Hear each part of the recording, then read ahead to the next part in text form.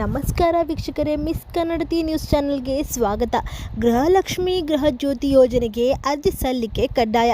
ಹೌದು, ರಾಜ್ಯ ಸರ್ಕಾರದ ಮಹತ್ವಾಕಾಂಕ್ಷೆಯ ಪಂಚ್ ಗ್ಯಾರಂಟಿ ಯೋಜನೆಗಳಲ್ಲಿ ಅತ್ಯಂತ ಜನಪ್ರಿಯವಾಗಿರುವ ಗೃಹಲಕ್ಷ್ಮಿ ಹಾಗೂ ಗೃಹಜ್ಯೋತಿ ಯೋಜನೆಗಳಿಗೆ ಈಗ ದೊಡ್ಡ ಮಟ್ಟದ ಮೇಜರ್ ಸರ್ಜರಿ ಮಾಡಲು ಸರ್ಕಾರ ಮುಂದಾಗಿದೆ.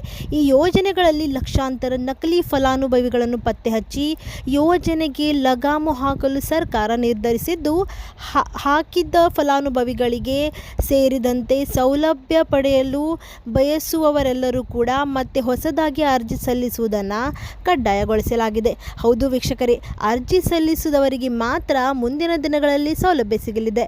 ಹೊಸದಾಗಿ ಗ್ಯಾರಂಟಿ ಕಾರ್ಡ್ ನೀಡಲು ಕೂಡ ಸಿಎಂ ಡಿ.ಕೆ. ಶಿವಕುಮಾರ್ ಆದೇಶಿಸಿದ್ದಾರೆ. ಹೊಸ ಅರ್ಜಿ ಸಲ್ಲಿಕೆ ಕಡ್ಡಾಯದ ಕಾರಣಗಳೇನು?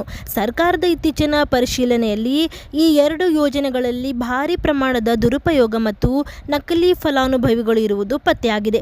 ಹೌದು ಸ್ನೇಹಿತರೆ, ಗೃಹಲಕ್ಷ್ಮಿ ಯೋಜನೆಯಲ್ಲಿರುವ ಅಕ್ರಮಗಳೇನೆಂದರೆ, ಪ್ರಸ್ತುತ ಈ ಯೋಜನೆಯಲ್ಲಿ 1.28 ಕೋಟಿ ಫಲಾನುಭವಿಗಳಿದ್ದಾರೆ.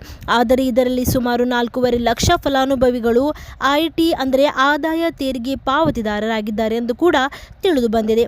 ಅತ್ಯಂತ ಘಾತಕ ವಿಷಯದಂದರೆ, ಮೃತಪಟ್ಟ ಮಹಿಳೆಯರ ಖಾತೆಗಳು ಕೂಡ ಇನ್ನೂ ಕೂಡ ಹಣ ಸಂದಾಯವಾಗುತ್ತಿದ್ದು, ಸತ್ತವರ ಖಾತೆಗೆ ಸುಮಾರು 100 ಕೋಟಿ ಹಣ ಜಮಾ ಆಗಿದೆ ಎಂದು ಕೂಡ ಹೇಳಲಾಗ್ತಿದೆ.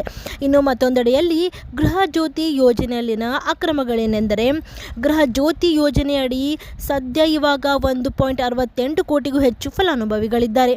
ಇಲ್ಲಿ ಒಬ್ಬೊಬ್ಬರೇ 5-6 ಮೀಟರ್ಗಳ ಹೆಸರಿನಲ್ಲಿ ಉಚಿತ ವಿದ್ಯುತ್ ಸೌಲಭ್ಯ ಪಡೆಯುತ್ತಿರುವುದು ಬೆಳಕಿಗೆ ಬಂದಿದೆ.